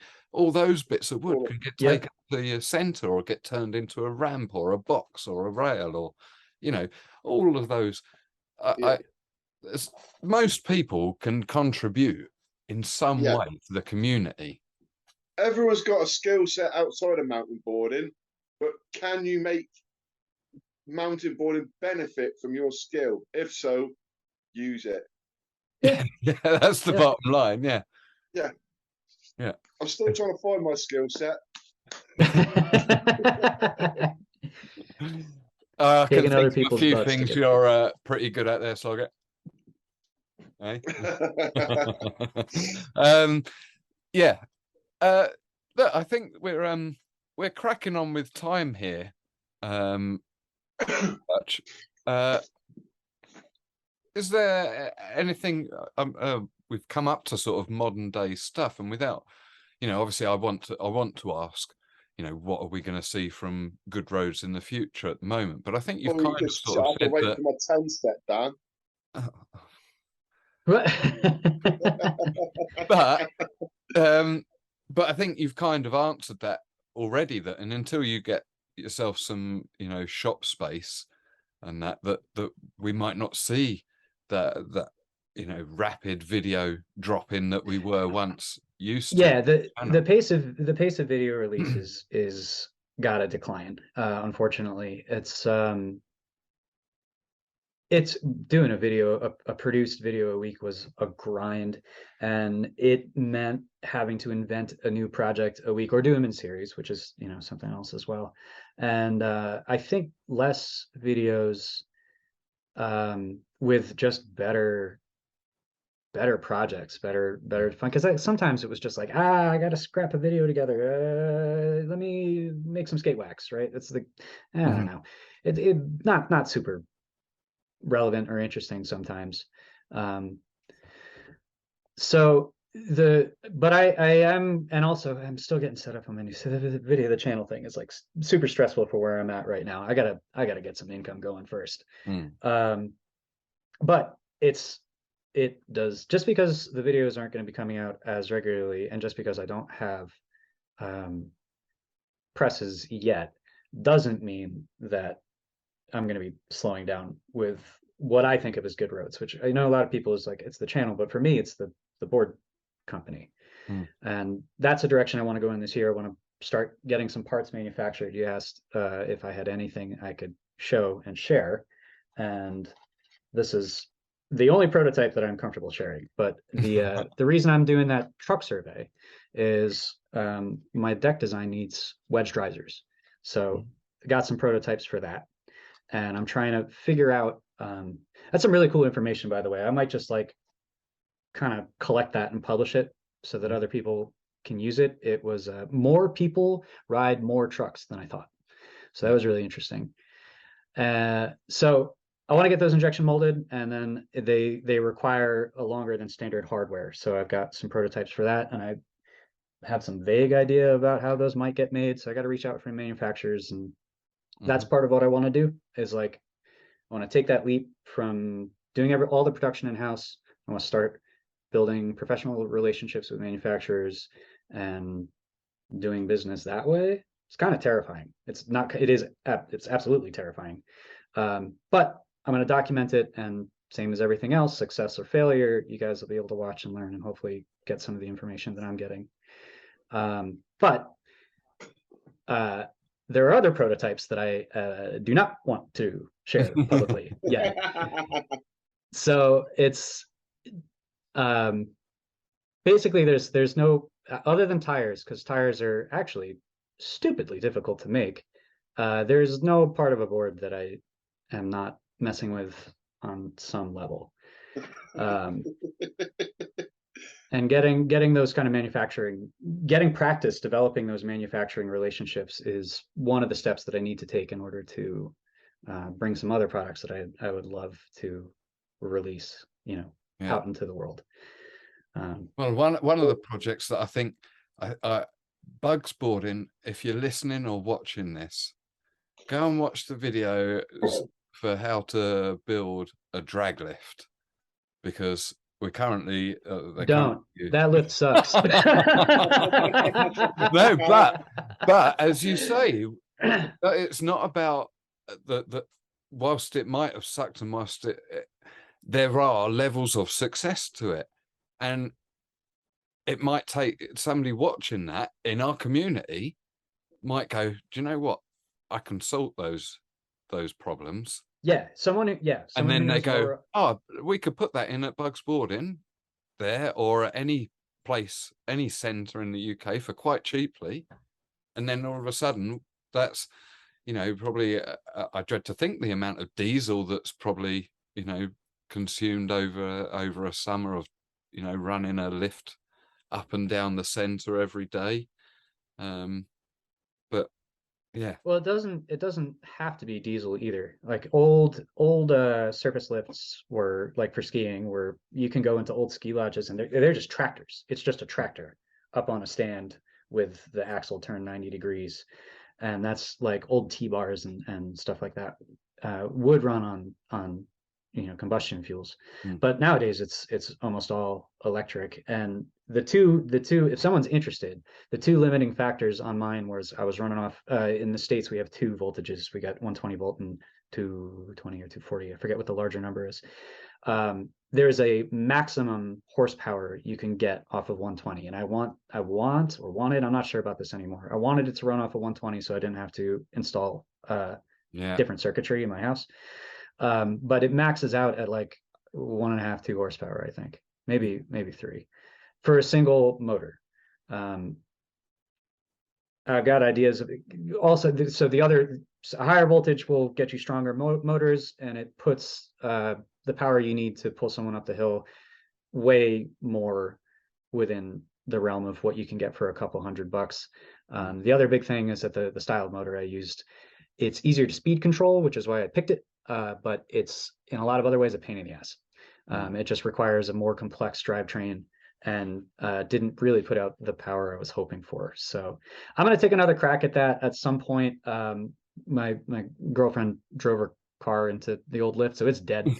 But the season passed away. Hated that project. The only reason I finished it is because people would have been really upset if I didn't. But I hated that project. Oh no! So it was joy again. It was another joyous one to watch because. Well, good. I'm glad. You know, you're achieving people's dreams. You know, Ken Block, rest in peace. Like, that was his dream, was Pleasure Lab, to have. He got his business DC shoes to such a place where he was able to afford a place in the snow that had its own drag lift and its own park that he could come and shred every day.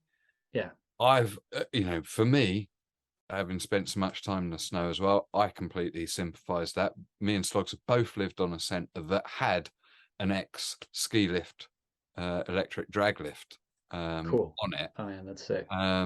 And it was the best thing ever. Yeah. The best thing, you know, because you lapping parks.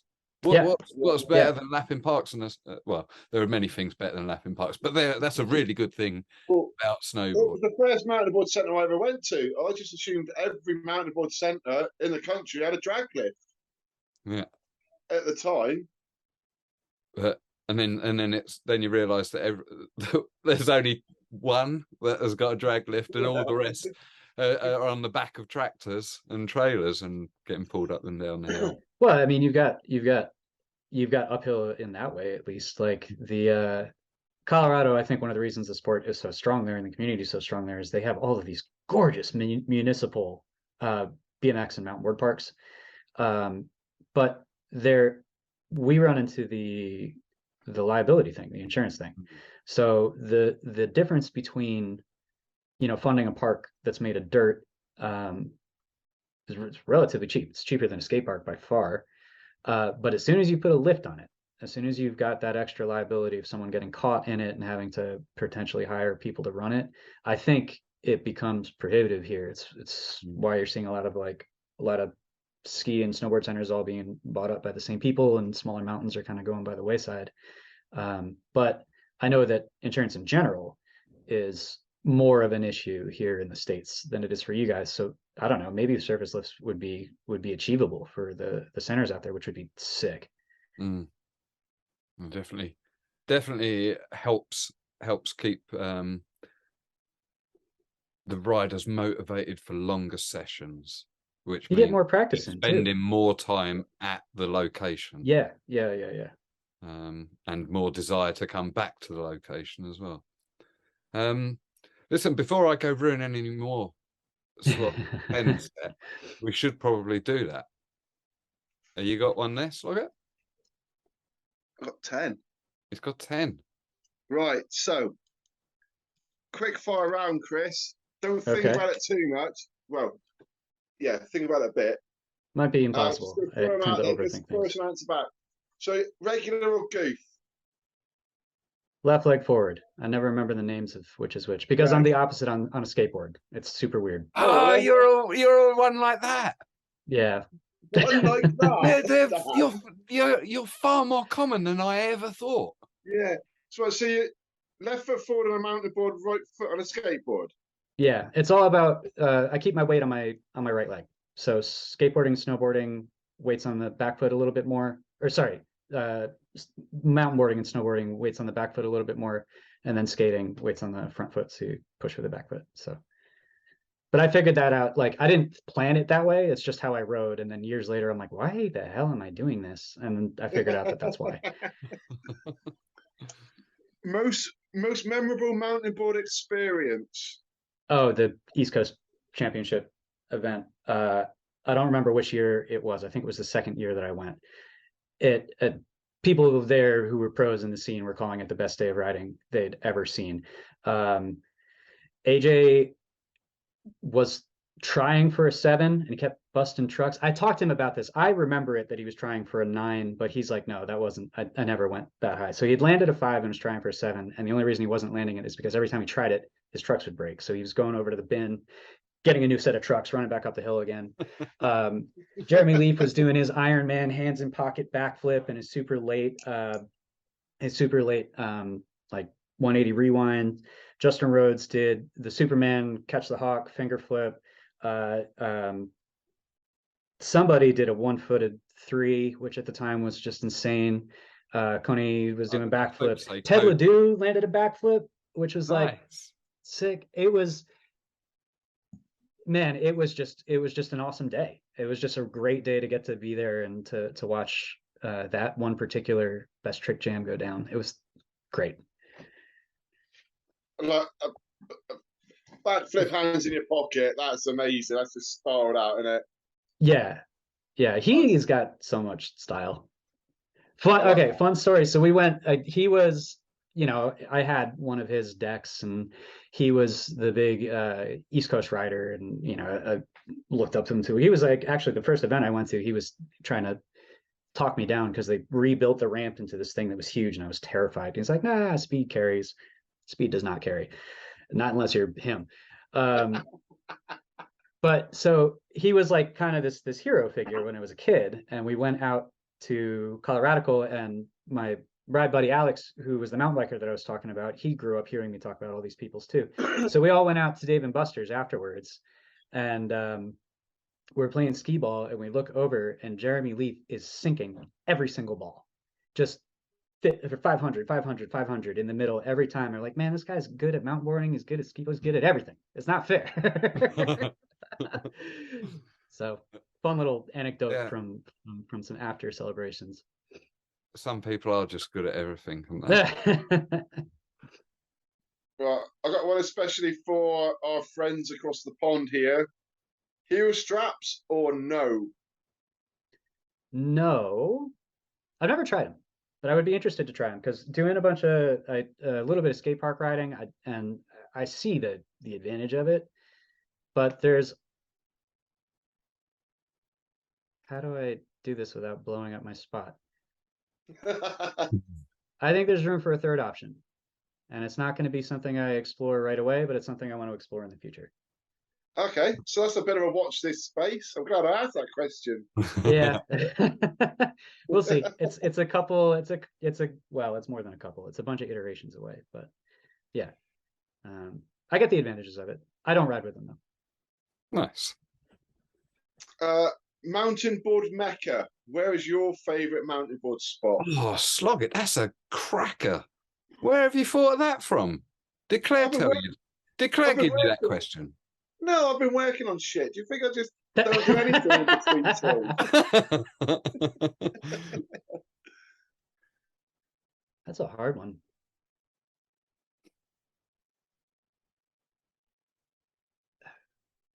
I don't know. I think just I mean, you Colorado. don't have to have been there. I'd love to get out to some of any of the actual mountain board specific parks, because that would be, I mean, that would be fantastic to do, and to get a sense of how that works. And also the parks all seem really cool. But I think I just got to say Colorado as a whole, because I go out there and it feels like every town of a certain size has a park, and then there's so much good free riding.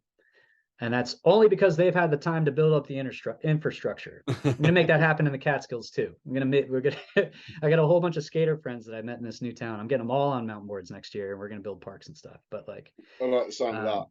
yeah, every trip out to Colorado, Colorado is just magical.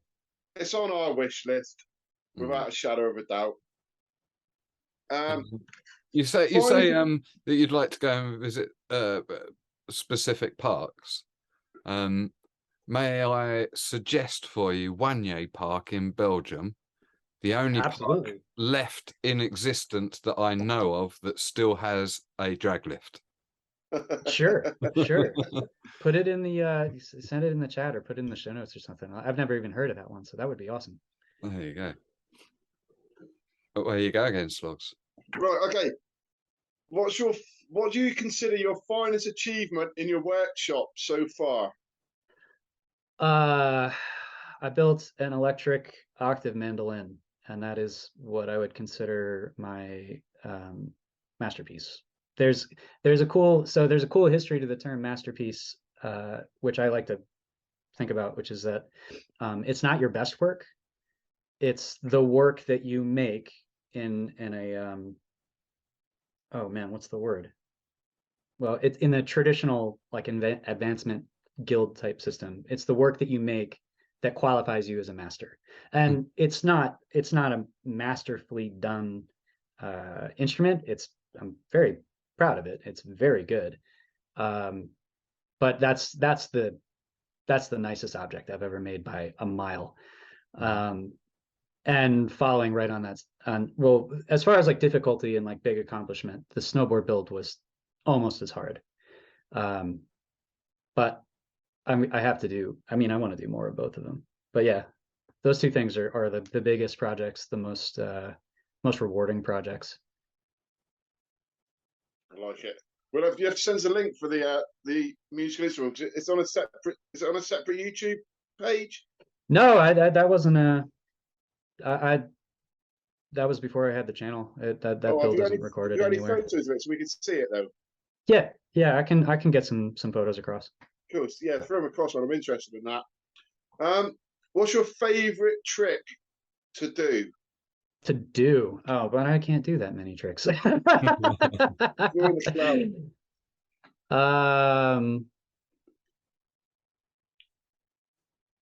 cab sailfish.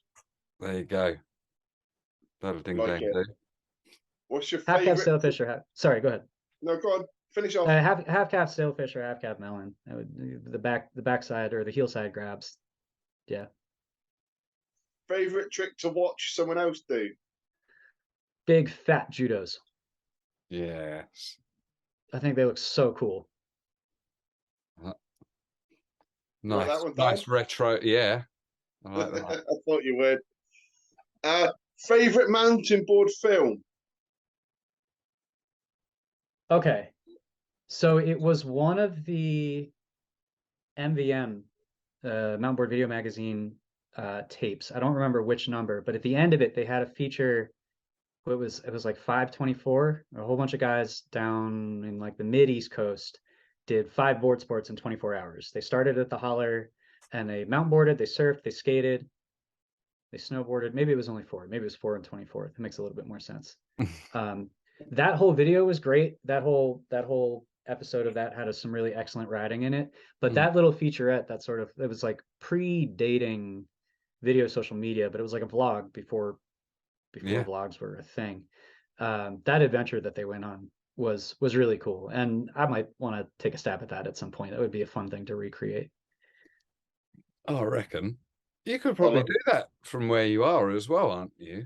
with it. I just have to figure out the water. Might be able to do some wakeboarding or something, Yeah. which would be good because I can do that and I can't surf. So Got any whitewater rapids for a bit of kayaking or anything like that up your end? There's some white water. So we're at the headwaters of the Delaware River. And I mean, the area I live in is just beautiful for that sort of thing. A lot of it's protected. A lot of it's like no motors. There is some whitewater stuff. I don't know if there's rafting, but people do kayak and tube and things like that. Yeah. Might be an easy way to tick it off. Right. Favorite rider?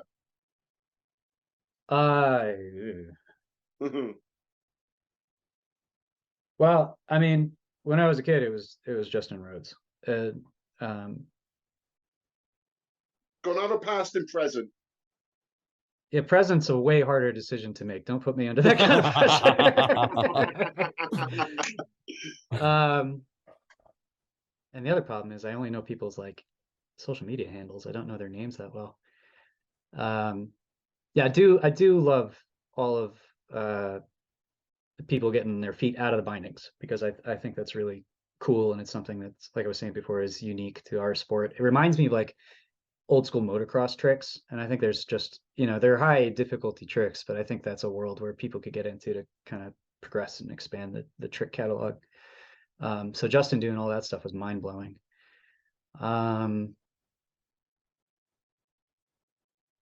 Okay, I'm gonna butcher his name because I don't think I've ever heard it said out loud, but David Rayquaza? Right, so you're okay. I know exactly who you mean. I've butchered his name many a time myself, even to his face, and he didn't tell me otherwise because apparently everyone butchers his name. David Jonsa is how. That's how you. Oh my God! Exactly. Okay. You'd never get it in a million years. Not from or at least not being from Poland or. Yeah. Wait, say that again. David Jonsa. Well, I don't even know how those words make that pronounced. Those letters make those words. How do those But that's a very good shout, and he is a lovely lad to boot. He really is. He's just got a ton of steez. Like he's got a good bag of tricks, but like he's got a ton of style. And I think I always get excited when I see his little clips and stuff pop up. To be a good rider, you need both of them. Yeah. Right, I got one here for you. As a self-confessed like fiddler with boards and stuff, what are your thoughts on electric mountain boards? Because there's a lot of fiddling that goes on with those. Yeah. Well, so I actually I hate fiddling. This is something I learned with the 3D printers. I hate erector sets. I don't like fiddling with machinery. I like using them, but I don't like maintaining them. I have never tried it. I will try it at some point, just because I got so many friends in the community who are leaning on me to do that. And I got some friends in the board building community. There's this guy, Zach Wilson, who goes by Null's Block, who presses decks, and he makes custom e-boards that are like really beautiful. And he's doing like 3D printed parts for drivetrains and stuff. And he's sort of got me on the hook to give that a good shot at some point. So I'd be interested to see how I feel about it, but I'm not a motorhead. I've ridden like e-skateboards and one wheels, and like they're fun, but it's I don't know. I like the board sport stuff. For me, it's like the fun part is you're playing with gravity. Yeah.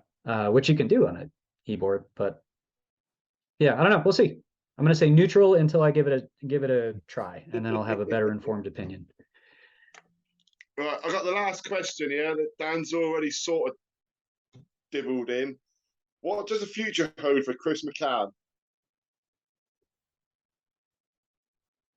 Well, as long as everything stabilizes, I can keep a roof over my head and everything, this is going to be an awesome year. It's going to be an awesome mountain boarding year. The property I have now has got a great grade to it. It's pretty open woods. I'd love to do a bunch of trail clearing. I got a machine in last fall. to do some landscaping projects, and I had extra time, so I started piling up some dirt for that. There's all the events going on. I'm so stoked about having the crew down in Pennsylvania nearby. I'm stoked about getting my board sport enthusiast friends, my new friends up here involved.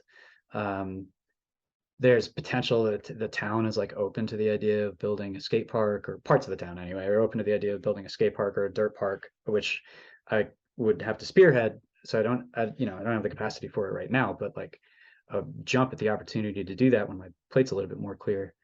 And then on top of that, I'm going to, keep building and iterating and doing product dev and stuff. And I think the short-term future, if I get everything locked down the way that I need to, it's looking really bright. Nice. Look forward to it. That's your 10 set. Yeah. Okay. I think that's. I was going to say, I think that pretty much rounds us up there, doesn't it? Quite nicely. Is there anything you think we've missed, or any shout outs you want to give to anyone that's helped you in this journey? I mean, everybody in that Colorado crew was fantastic. Shout out to everybody who's making boards or fiddling or tinkering, and keep at it. Well, Chris, thank you for producing the boards. Thank you for tinkering and letting us watch you tinker. That